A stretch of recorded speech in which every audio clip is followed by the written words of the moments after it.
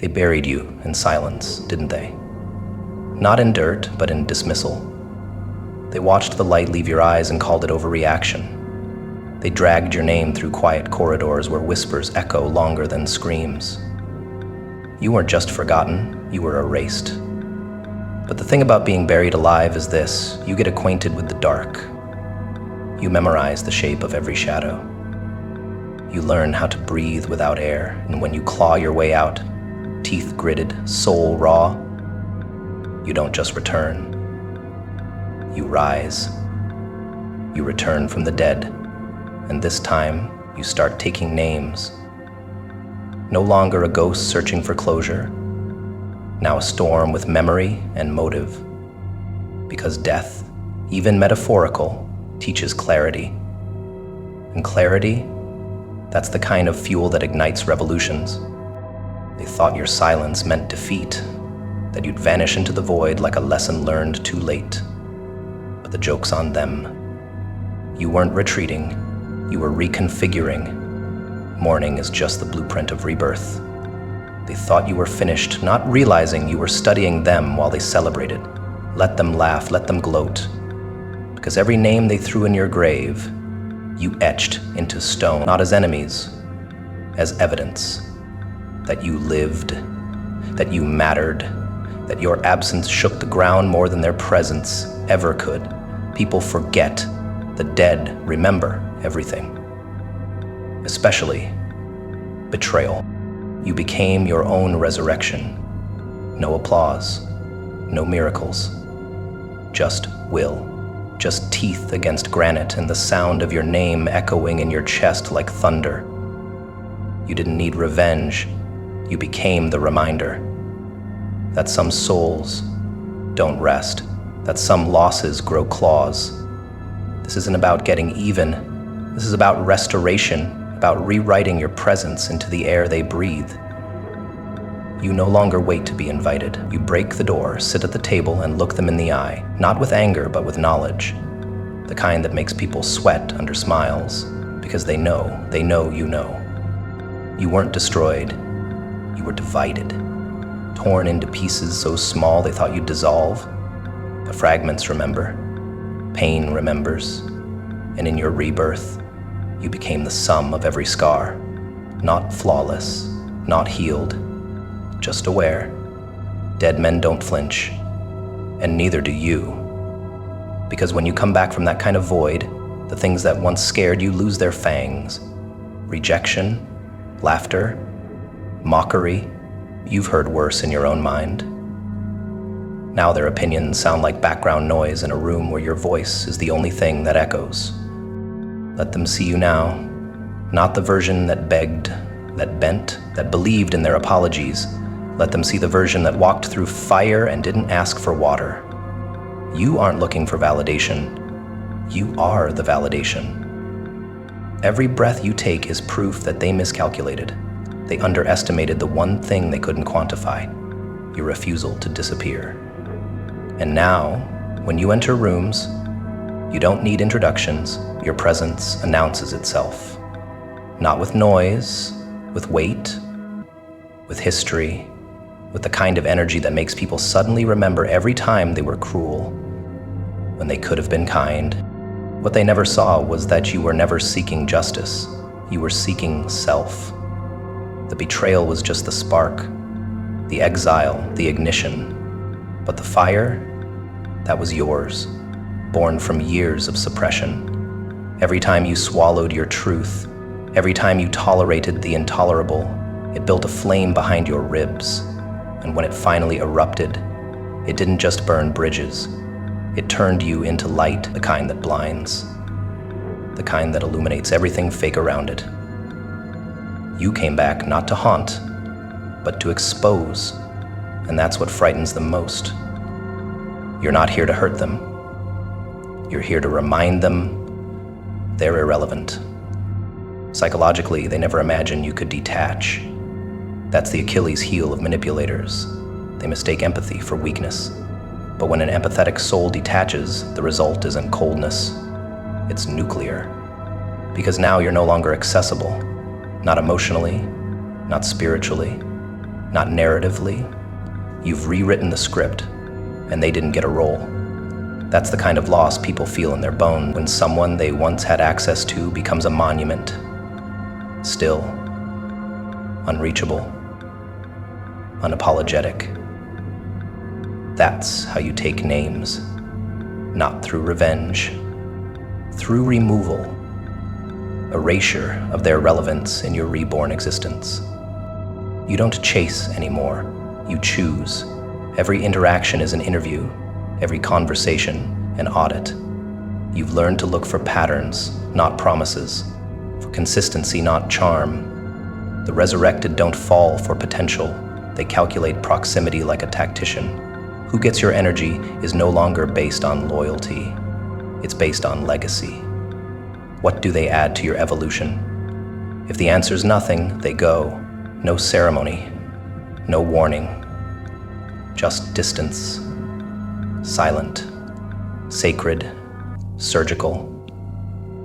That's how you operate now, the kind of clarity that looks like cruelty to those who benefited from your confusion. You were called worse when you were soft, you were mocked harder when you were kind. There's no version of you that pleases the ungrateful. So stop editing yourself for people who'd cut you unprovoked. This resurrection, it's not about image. It's about liberation. You're not just back. You're reformatted. The pain didn't destroy you, it taught you architecture. And now you build boundaries like skyscrapers. No more open doors, just iron gates and entry codes.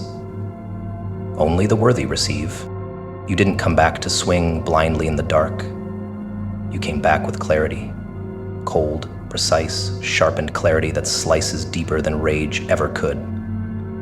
You weren't reborn in chaos, you were forged in silence. In every ignored message, in every dismissed plea, in every smirk that told you your pain was entertainment. You didn't return to make noise, you returned to make history, the kind that doesn't scream. It whispers behind closed doors and shifts the power dynamic without ever raising its voice. You didn't rise from the ashes howling. You rose with a folder in one hand and fire in the other. Receipts, proof, memory, dates, patterns, moments you'll never let yourself forget, not to retaliate, but to evolve. This wasn't a comeback, it was a metamorphosis. They wanted the old version of you to stay gone, the naive one, the soft one, the one who explained too much and questioned too little. But that version died quietly, no funeral, no eulogy, just silence that turned to steel. What came back wasn't built for their comfort, it was built for your future. You didn't return with a grudge, you returned with a blueprint. One that no longer includes their chaos, their manipulation, their convenient amnesia. You returned with records of how they behaved when they thought you were powerless. And now that you've reclaimed yourself, you don't even need to expose them. Exposure is for the desperate. You're past that. Your existence now is the consequence. You wear truth like armor. Not to fight, but to remind them they lost access to a version of you they never deserved. You didn't come back needing anything. Not validation, not closure, certainly not apology. That's the part they didn't expect.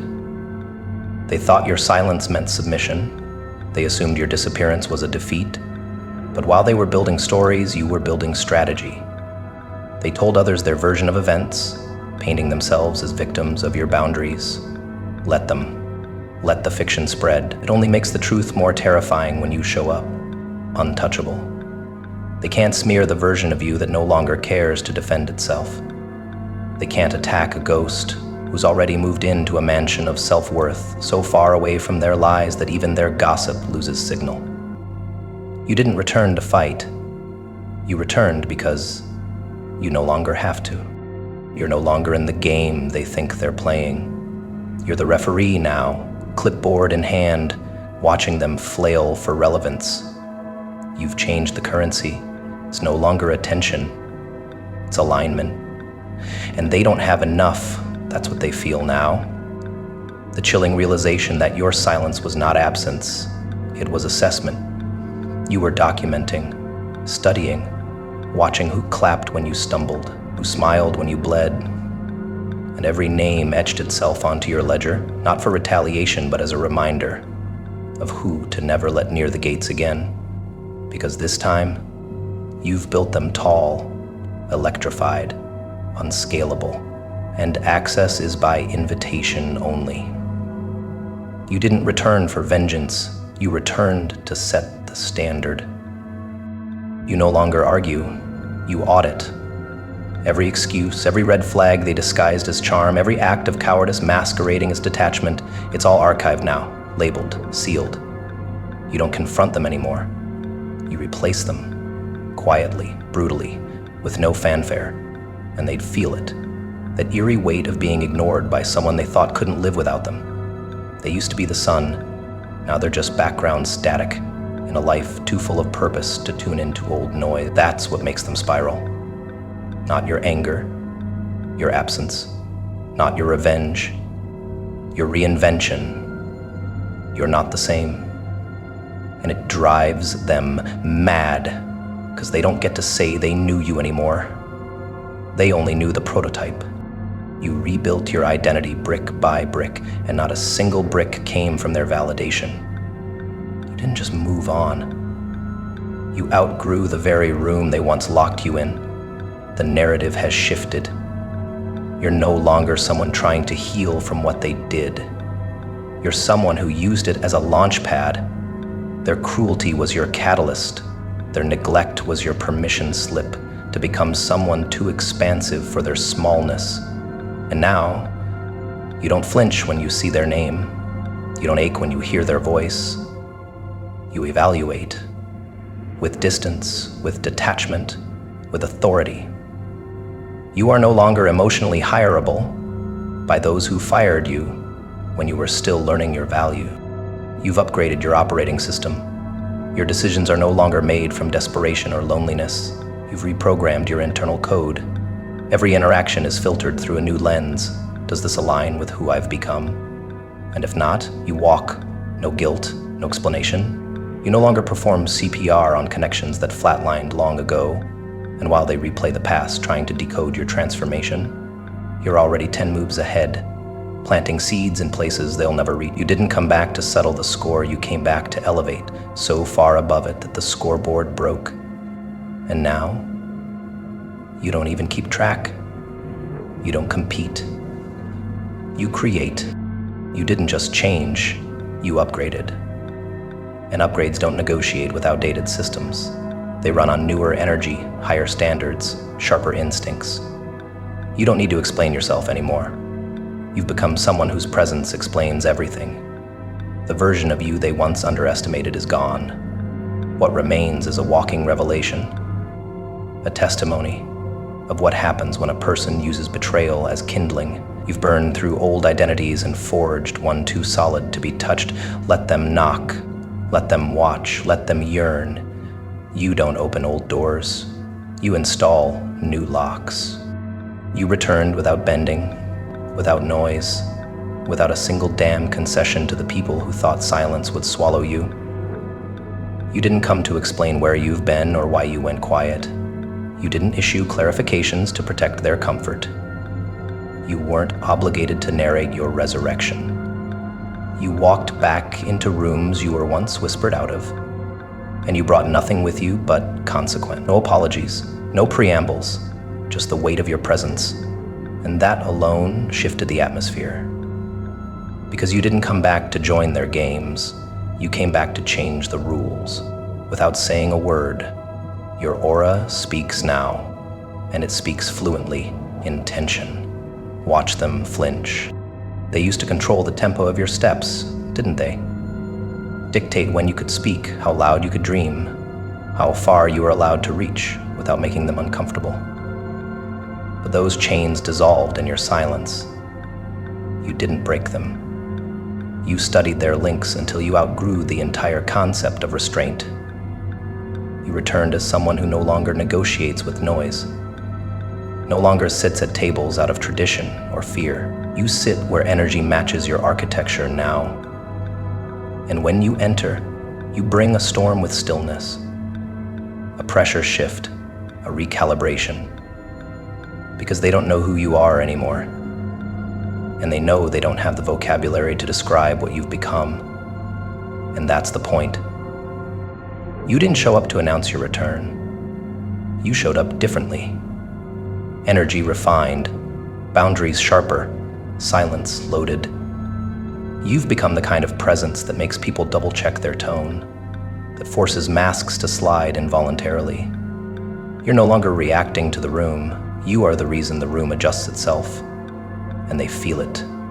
That vibration beneath the skin, that unspoken realization. The person they underestimated has outgrown their reach. Not louder, just heavier. Not angrier, just undeniable. And you didn't have to rehearse a monologue. Your very stillness is a siren now, a message. You will no longer be questioned, invited, or ignored. You will be felt. They expect an explanation. That's how people comfort themselves, through context.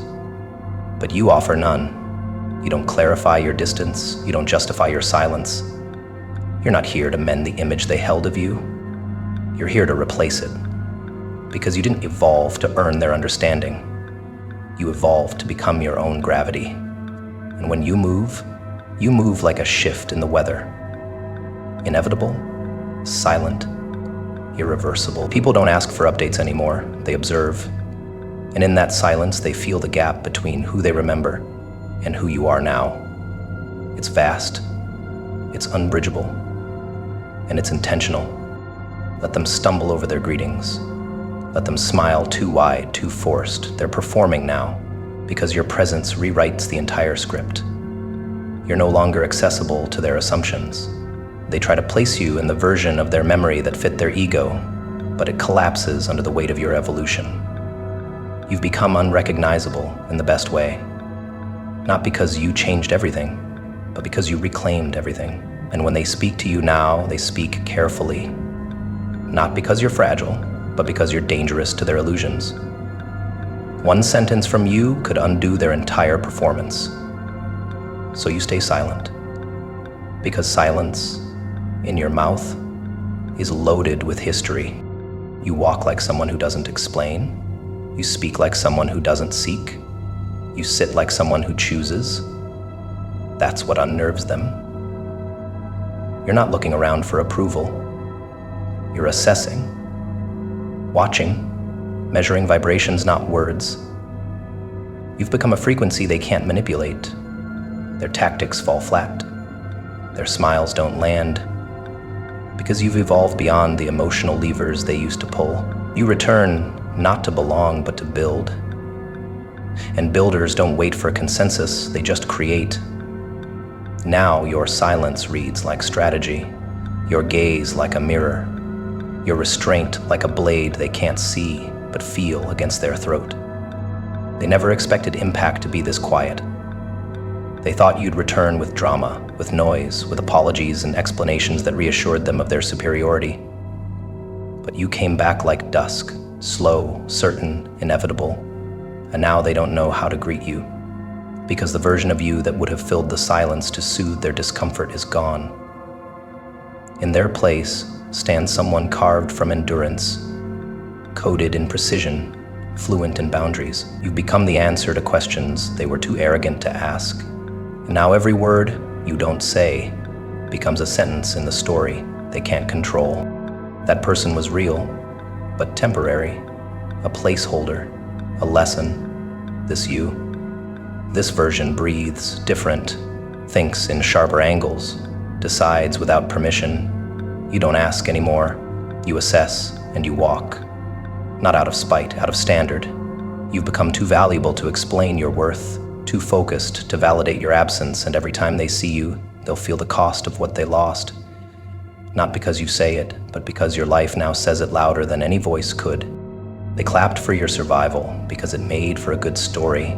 It gave them something to point to, a chapter they could bookmark in the narrative they built around you. You were the bruised character who pulled through. That's what they were comfortable with, the idea of you surviving. But what they never planned for, what they never wanted, was your rebirth. Because survival is palatable, it's clean, it fits their expectations.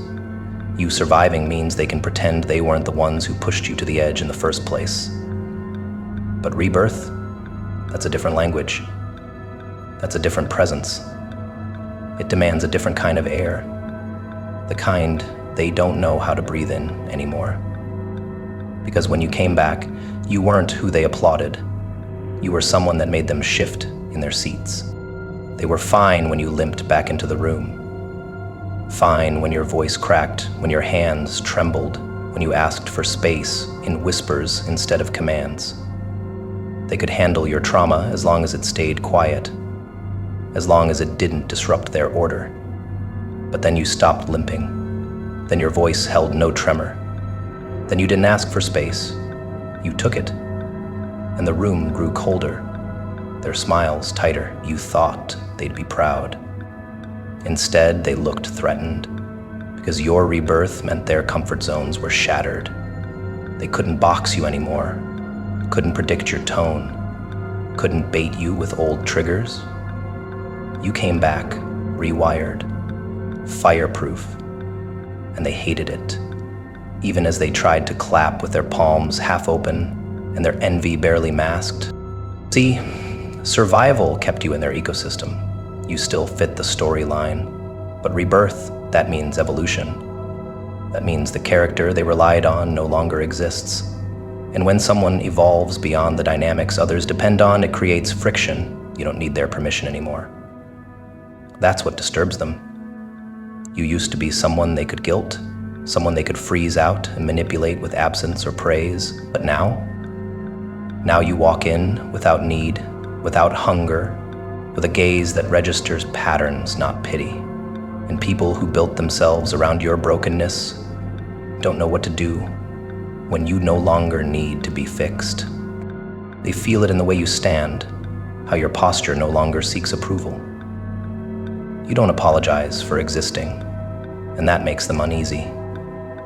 You don't soften your edges for their comfort, and that makes them bitter. They'll try to label it ego, arrogance, coldness, but really what they're feeling is irrelevance. You rose without their applause, you rebuilt without their support, and that means they can't claim a piece of your power. You owe them nothing. And in a world addicted to leverage, being unowed is terrifying. So they shrink from your rebirth, not because you intimidate them, but because they no longer matter in your new script. You outgrew the version of yourself they knew how to use. That's the truth of it. You stopped being predictable, stopped reacting to the same bait, stopped crying in the same corners. Your healing didn't just rebuild you, it erased their influence. That's what they mourn, not your past pain, but the fact that your evolution invalidates their relevance. They no longer get to be the center of your breakdowns, the cause of your reflection, the character that makes the plot interesting. You stopped giving them lines in your story, and now they're just background noise in a life that moves without them. It wasn't survival that disturbed them. It was the fact that you returned sharper, not just alive, but aware. Aware of every manipulation they masked as guidance. Aware of how they smiled while you drowned. Aware of how they only came close when you were bleeding. And now your awareness terrifies them, because you see it all, and you're still standing. That's power they can't overwrite. That's narrative they can't hijack. You came back with memory, not bitterness, with detachment, not desperation, and that kind of presence, centered, calm, unapologetically clear, forces liars to stutter and villains to pretend they never raised the knife. They miss the version of you that needed them, the one who sought meaning through their recognition, the one who felt guilt for being too much or too loud or too ambitious. But that version died quietly, and what rose was someone who owns their space without explanation. You don't warn people anymore, you arrive, and that entrance rewrites the air. You don't chase peace now, you radiate it. Not soft, but struck, not gentle, but grounded. People sense the difference. and it unsettles them. Because rebirth is loud in silence. It screams through posture. It roars through boundaries. It pierces through fake smiles with the sharpness of a gaze that's no longer interested in playing small. Your energy now holds weight. Rooms bend around you, not because you demand it, but because they're no longer calibrated to contain you. That's the price of rebirth. You don't just shift internally. You destabilize the very systems that once caged you. People will pretend to celebrate it, but watch how their tone tightens when you speak without apology. When you succeed without their blueprint. When you laugh without their permission, their discomfort is proof of your expansion. And your expansion no longer asks for seats at tables built on past versions of you. You don't negotiate presence anymore. You embody it. So walk in and let them feel it. Let the air shift, let the silence grow thick. You were never supposed to return the same. You were meant to return untouchable, not as a survivor, but as an architect of your own voice, your own life, your own myth. They can't celebrate it and they can't kill it, so they try to ignore it. But power that has truly been earned, power forged in ruin and fire, can't be ignored. It haunts, it lingers, it whispers in the bones of those who once laughed at your collapse. And now, they hear you in every quiet moment, not because you scream, but because you've become the silence they can't explain away.